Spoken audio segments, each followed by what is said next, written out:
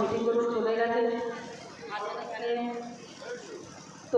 তরুণীরা আর আমার সামনে স্টেজের সামনে আমার সমস্ত জনতা পার্টির সদস্যগণ, আপনাদেরকে অসংখ্য ধন্যবাদ এবং শুভেচ্ছা জানিয়ে আমার ভালোবাসা প্রণাম জানাই।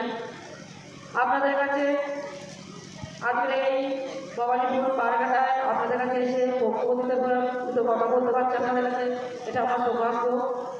আজকে সন্দেশখালী নিয়ে হয়তো না বললে আপনারা হয়তো বলবেন আজকে সন্দেশখালী নিয়ে আন্দোলন বার করে সন্দেশখালীর কথাই বললেন না, কিন্তু ভারতীয় জনতা পার্টির কথাই বলে গেলেন।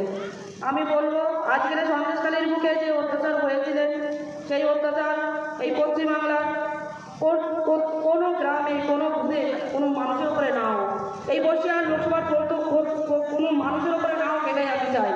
যেটা সন্দেশখালীর বুকে হয়েছিলেন সেটা সন্দেশখালীর বুকের থেকেই এই আন্দোলনটা বেরিয়েছিলেন, কিন্তু এই আন্দোলন আপনাদের এই বর্ষিয়ার লোকসভার প্রত্যেকটা মা বোন বাবা ভাইদের ছিলেন, সবার আশীর্বাদেই ছিলেন। আর আজকের যে আমাকে মাননীয় প্রধানমন্ত্রী যে প্রার্থী করেছেন এই বর্ষিয়ার লোকসভা, এটা শুধুমাত্র আপনাদের আশীর্বাদে। দেখুন আপনাদের হয়ে আমাকে প্রার্থী করলেও আপনারাই প্রার্থী, আপনাদের মুখ হয়ে আপনাদের হয়ে লড়তে পারছি, আপনাদের পাশে দাঁড়াতে পেরেছি, এটা আমার সৌভাগ্য। আজকে চোরেদের বিরুদ্ধে সন্ত্রাসীদের বিরুদ্ধে মা বোনের সংগ্রাম করার বিরুদ্ধে যে প্রতিবাদ করতে পেরেছি আমাদের এটাই সৌভাগ্য। আজকে আপনাদের কাছে বক্তব্য রাখতে পারছি শুধুমাত্র হয়তো এই ষড়যন্ত্রের বিরুদ্ধে আমরা আন্দোলন বার করেছিলাম বলে আজকে এই মাননীয় প্রধানমন্ত্রীর অনুপ্রেরণায় আজকে আপনাদের কাছে আসতে পেরেছি।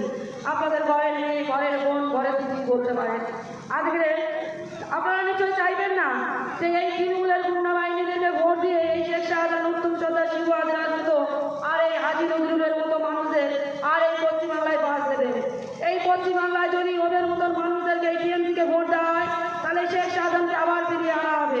এই শেখ শাহজাহান আপনারা দেখেছেন তবু 9:30 নাগাদ আমি এক জায়গায় মিটিংয়ে গেছিলাম, তো সেখানে বিজেপি কর্মীর ওপরে অত্যাচার করা হয়েছিলেন। তার ঘরে দেয়ালে আমার নাম এবং বিজেপি ভারতীয় জনতা পার্টির বক্তব্য আনা হয়েছিলেন। সেটা রাতের অন্ধকারে সেখানকার প্রধান মুছে দেওয়ার চেষ্টা করে রং দিয়ে, সেখানে তাদের মারধর করে হসপিটালে ব্যক্তি একজন ভর্তি, সেটা ভারতীয় জনতা পার্টির সদস্য ভাই, তাকে দেখতে গেছিলাম হসপিটালে। সেখান থেকে এসে যখন আজকে সকালবেলা মনে গেলাম সেই টিএমসি সেখানকার পঞ্চায়েত প্রধান আমার উপরে হামলা করে এবং সেখান থেকে আমার সিকিউরিটির আমার ওখান থেকে রাস্তা বার করে নিয়ে আসে। দেওয়ার পরে যান ডক্টর অর্চনা মজুমদার মহাশয়, আরও আমাদের অনেক দাদা ছিলেন, যেমন বাপিন দা, আরও অনেকে দাদা ছিলেন, সবার উপরে মারধর করেন এবং আমাকেও পেছন দিক থেকে মারে, আমার গাড়িতে ইট ছুঁড়ে মারেন।